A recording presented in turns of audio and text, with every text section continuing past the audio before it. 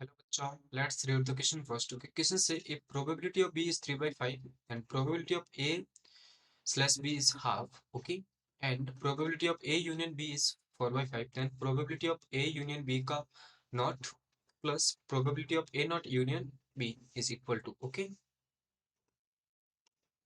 So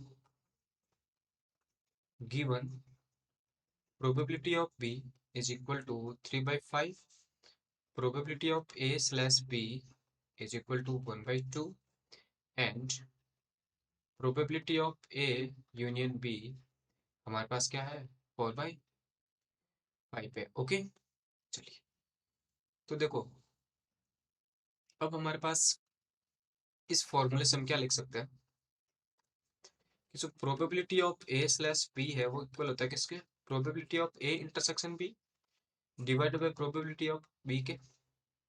okay, चलिए तो ये मल्टीप्लाई कीजिए तो 1/2 multiply probability of B that is 3/5 is equal to probability of A intersection B. So probability of A intersection B अब हमारे पास कितनी आ रही है, 3/10 के इक्वल आ रही है। ओके, एंड देखिए अब यहाँ पर क्वेश्चन में हमें क्या कहा है कि प्रोबेबिलिटी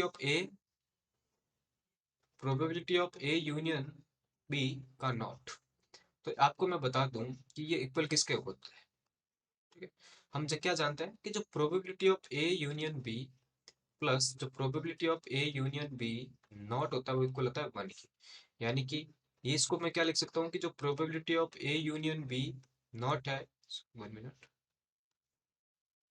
ए यूनियन बी का होल नॉट है वो इक्वल होगा किसके, 1 minus probability of A union B के।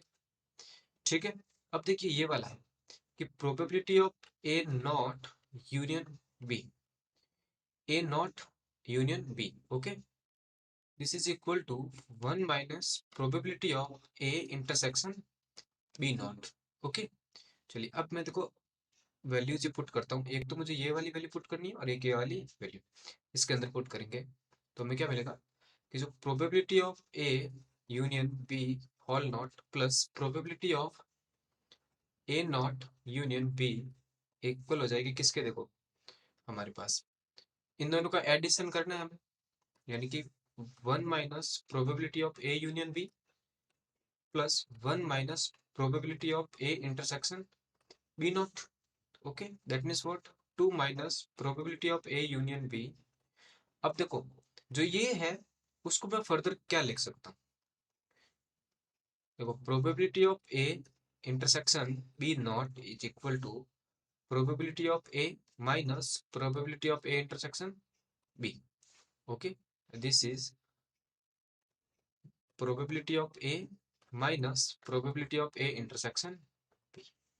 ओके, चलिए तो this is 2 minus probability of A union B minus probability of A plus probability of A intersection B. Okay, अब देखो,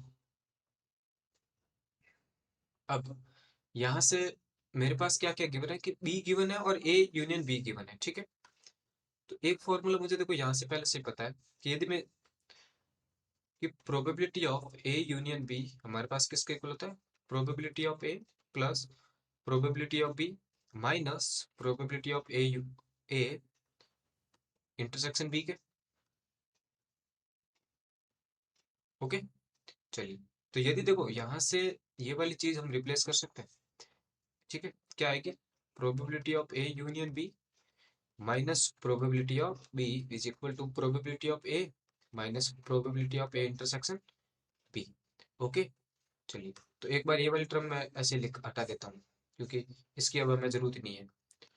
ठीक है, तो यहाँ से मैंने क्या लिखा, 2 minus probability of A union B minus, अब देखो ये वाली पूरी की पूरी टर्म अब रिप्लेस हो जाएगी किससे, probability of A union B minus probability of B से। ठीक है, that means 2 minus probability of A union B, वो 2 टाइम्स हो जाएगा। ठीक है, माइनस और माइनस और प्लस आ जाएगा प्रोबेबिलिटी ऑफ बी। ओके, सारी की सारी वैल्यू रख दो तो देखो क्या आएगी, probability of A union B का whole not plus probability of A not union B is equal to 2 minus A union B. A union B हमारे पास कितना है, 4/5 है। So 2 minus 2 times 4/5, okay. और प्लस है हमारे पास P B, that is 3/5 plus 3/5, that is what, 2 minus 8/5 plus 3/5, what, 2 minus, देखो इनको आप कैलकुलेट करोगे तो ये क्या आएगा, 5/5, यानी कि 2 माइनस 1 दैट इज 1, ओके। यानी कि ये वैल्यू किसके इक्वल आ रही है, 1 के, यानी कि ऑप्शन डी हमारे पास है वो करेक्ट आंसर हो जाएगा, ओके। यानी कि probability of A union B का not plus probability A not union B is equal to 1, okay. I hope you the solution, thank you.